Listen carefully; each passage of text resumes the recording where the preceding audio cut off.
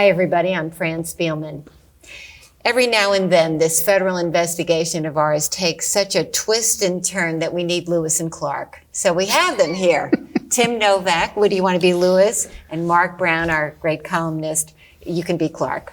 Guide us through this. This week was an extraordinary development. John Coli, the Teamsters Union boss, the former Teamsters Union boss, who hates the feds, who hates to talk, is talking. He pleaded guilty. Why? Tim? Well, he was caught on tape extorting hundreds of thousands of dollars from the president of the studio that Coli helped bring to Chicago. This is a movie studio, Cinespace. Yes, Cinespace, Chicago Film Studios, where they film Chicago PD, Chicago Fire, Empire. So what exactly did Coli do, Mark? Well, he put the arm on the studio, and demanded money for himself in exchange for labor peace out there. He also apparently shook down some other businesses that do business that are like vendors to the Teamsters or to the Teamster pension funds. He'd get the use of a yacht. He would sports tickets, more cash. Sailing around Italy. Sailing around Italy, with a two-person staff. Yeah, that's sweet. That's sweet. I really want to know whose yacht that is. I hope it comes out at some point. I do. Oh, okay. You do know? Yes. You want to spill the beans? Not yet. Not yet. You haven't told our readers No, yet. I haven't. We'll get there. But the language he used, I mean, we might as well be filming The Godfather. What did he threaten to do, and how did he say it? He threatened to shut down the studio if the payments stopped. He said we'll have a picket line out there right now, within the hour, right? On demand. And what else? When somebody made noise about wanting to stop the payments, the CFO to the studio, what happened then? Well, my understanding is that the feds had Alex Pezios, the president of the studio, tell Coli that that there was talk that the payments had to stop. And at that point, when Coli threatened to shut down the studio, that's when Pezios tells the feds he realizes that these were extortion payments, because he had previously thought these were like commissions he'd been paying every month, $25,000 in cash. And you're saying that it began from the very moment that they came to Chicago from Toronto, right? Alex Pezios' uncle, Nick Markopoulos, who is since deceased, runs a studio in Toronto, Cinespace Toronto. And Coli went out to Toronto with some others to convince Markopoulos to set up another operation in Chicago. And my understanding is that Coli told them he would be able to obtain state grants to help this occur. Whether he did that or not, whether he told them he could obtain the grants, the studio did get many grants under Pat Quinn, grants that we have no idea what the money was used for, because it's just a check, and then once the studio gets the check, we don't know where the money went. Did the money end up in some of it in Coli's pocket, whatever? But we do know the studio deposited the money in the Belmont Bank and Trust, which then would help finance the operation of the studio. So the studio is occupying the former Ryerson steel plant. So one of the top guys at the steel plant, he may have been their CFO, was Mark Degnan. And he was in charge of marketing this plant, which my understanding is that the plant was still in operation when Degnan was trying to market it to somebody, and then he marketed it to the Markopoulos Pezios group. They took over the studio, the plant, to turn it into a studio, after they had to do quite a bit of environmental remediation work. And then the Markopoulos Pizios people hired Degnan to be their CFO. And there's a political tie to him. Who's Mark Degnan? Mark. Mark Degnan is the husband of our new Cook County Commissioner, Bridget Degnan, who ousted John Fritchie, who, if you really want to make it just really confusing, used to be married to a member of the Banks family. Bill Banks' daughter, the former zoning committee chairman.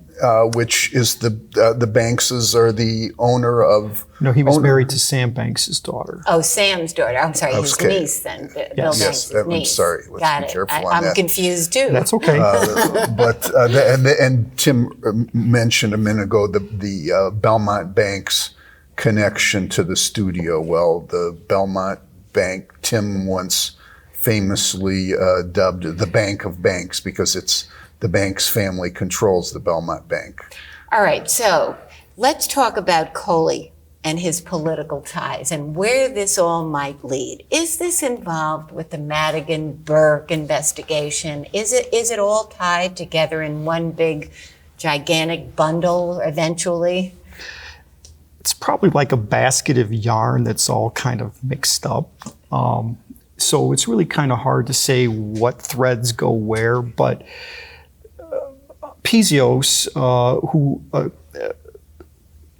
was approached by the feds back in 2016, I believe, right before the statute of limitations was to expire, and they accused him of bankruptcy fraud for failing to report a loan he had received from his uncle to help get the studio going. So Pizios agreed to wear a wire, at least on Coli. We don't know if he wore it on anybody else. But Pizios told the feds that Coli introduced him to basically every powerful politician in the state of Illinois, from Mayor Emanuel, Governor Quinn, Speaker Madigan, Senate President Cullerton. They actually went into their offices to have these meetings. Everyone loves this movie studio in terms of politicians because they claim that it has produced jobs here, although I'm a little bit suspicious of those claims. A lot of clout jobs. I bet there's a lot of people who's clouted their kids into... The way the studio works is they get a 30% tax break on all the money they spend in Illinois, whether it's buying groceries or restaurant meals, leasing a car, or hiring people from Illinois who work on these productions, whether they're cameramen or actors. But when you ask to see how they spent the money to obtain the tax breaks, they argue that's proprietary information and they cannot tell you. So you don't really know when they say this Spike Lee gets a $3 million tax break for filming Chirac. You don't know if that includes any money that Spike may have paid to Father Flager for use of St. Sabina's, and whether you don't have a breakdown. They will not provide that. Okay, but where is this likely to lead, and who's likely to be the most nervous about Coli's cooperation, Mark? Well, look, I don't want to oversell. We don't really know. We don't. I mean, I don't know. But where could it lead? Well, I think that the most logical place to me is that it leads deeper into the studio and all the people that have got a piece out there that at one point Senator Tom Cullerton, some of his records were subpoenaed. He had a relationship with the union, yes. Right? The Cullertons always have a relationship with the union. There's anybody that's making money out there at the studio, I think, as well, and I think they've probably been worried the last 2 years. They didn't need to wait for Coli to cooperate. I mean, I think we've known for a while that Coli would probably plead guilty. I don't think we knew, whether he was cooperating or not. So, I mean, and everybody that has Teamsters relationships, if they're corrupt relationships, That's the people who need to be worried. That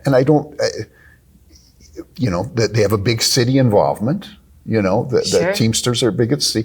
They have a big county involvement. A lot of I think the jail guards are Teamsters now.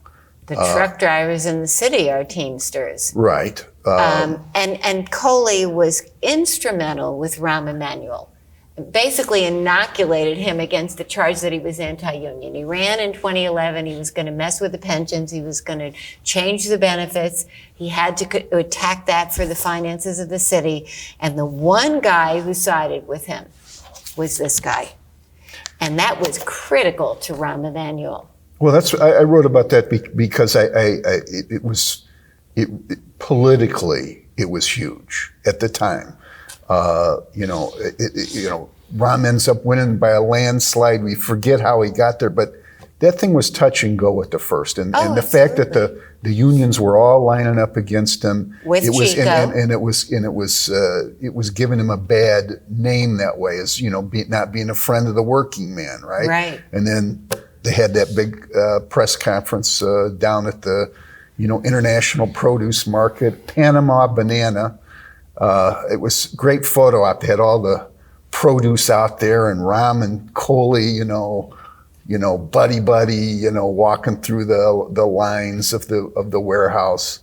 And as I recall, I refreshed my memory on this the other day.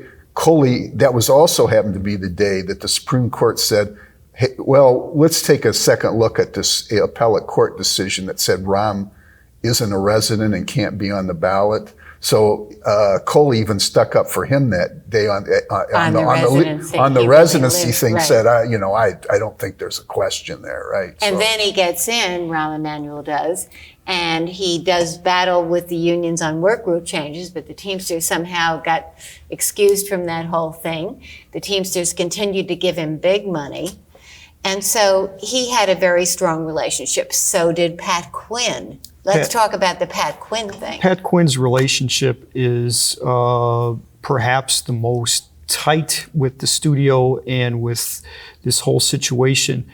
The Quinn administration, when Governor Quinn was running for re-election against Bruce Rauner and he lost, the governor didn't have a lot of political support at that point.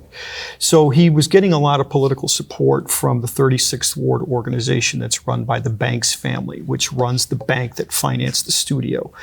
The governor made 5 grants to this studio, over $30 million. The last grant that was made came after Quinn had lost the office, lost re-election, but before he left office, he gave them another $10 million grant, which they proposed to, they needed the grant to buy other properties surrounding the studio. To enlarge, yeah. We wrote about that. We talked to the owners of those properties they were proposing to sell. The owners told us they weren't actually marketing this property. They had no intention of selling.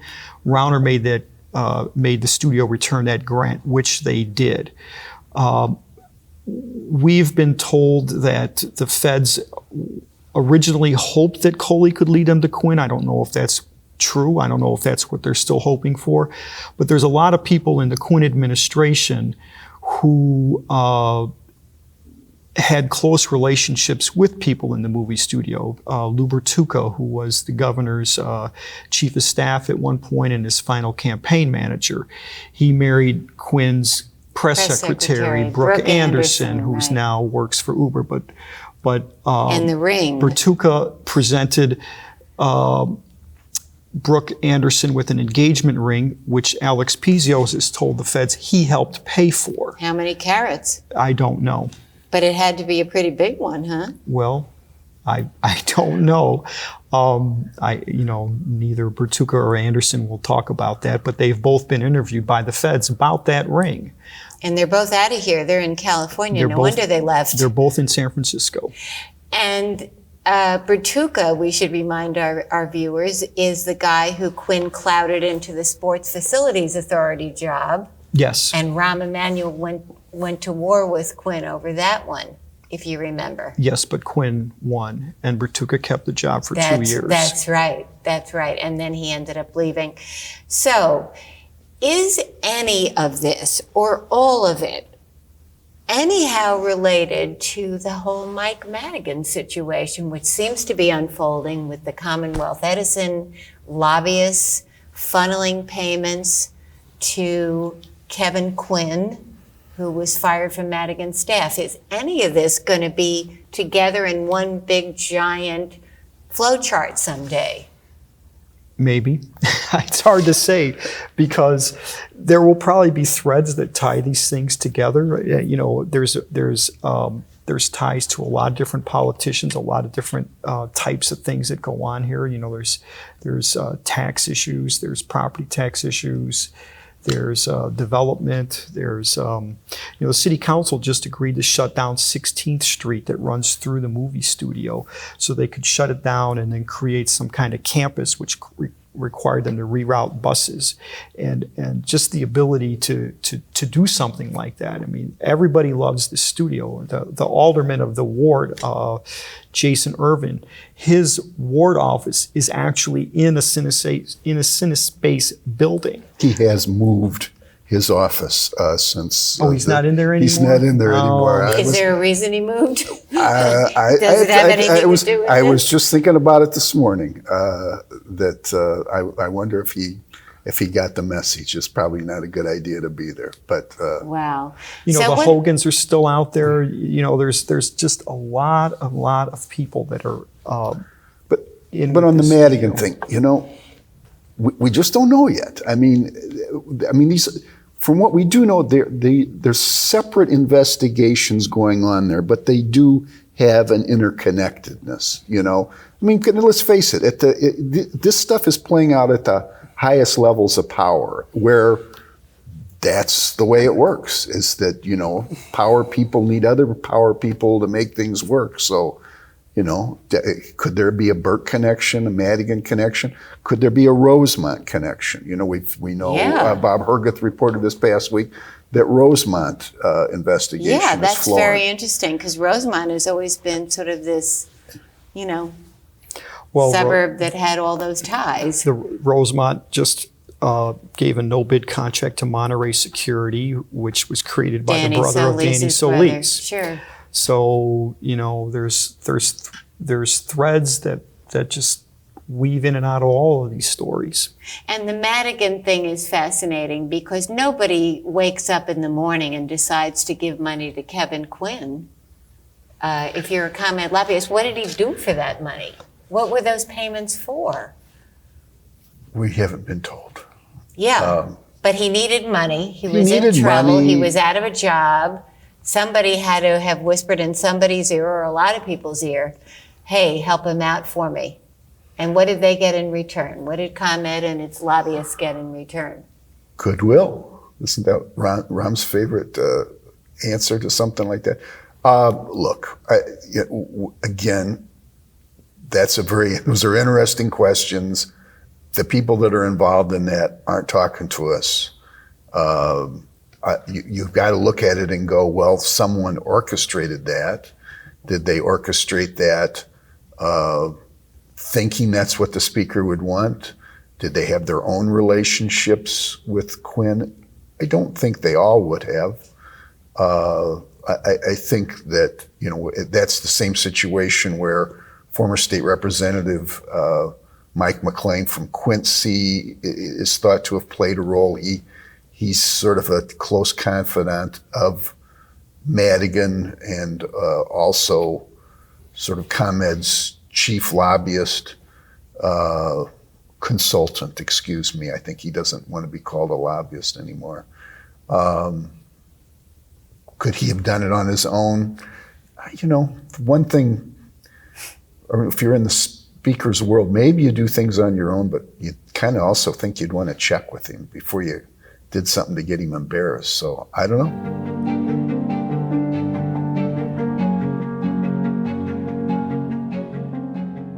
Why ever give up power? People who are in it for power, you know, I mean, and for... It's like an addiction. It's it's more than that, you know. It's your reason to live. He is the speaker. That's who he is. He is the House Speaker. If he becomes the retired speaker, I mean, look at Pate Phillip and Lee Daniels. They got out before any of this happened. They were smart enough to know when to leave, both of them. But they were losing power. Lee Daniels had lost power. He spent so much time trying to defeat the speaker. He defeated the speaker for 2 years and then threw a speaker out of his office. And then 2 years later, the speaker threw Lee out. And then Lee just kind of quietly slunk away. Pate was going to lose the Senate to Emil Jones. The Democrats were going to take the Senate. Pate didn't want to be in the minority. I don't know that the speaker would want to be in the minority anymore. So that's why the Burkes and the Madigans hang on, even though Burke now has lost power. And so we'll just have to see where this all ends. How many years will it take to unravel, do you think? It took a long time to get to this point, so who knows? I mean, this isn't that bad because this is only since the studio is only since 2011, so it's a relatively contained endeavor, whereas some of the stuff the speaker has been involved in may go back decades. Same thing with Burke. So Lewis and Clark will be here to guide us through the rest of the way. And thanks very much to Tim Novak and Mark Brown, and we'll see you all next week.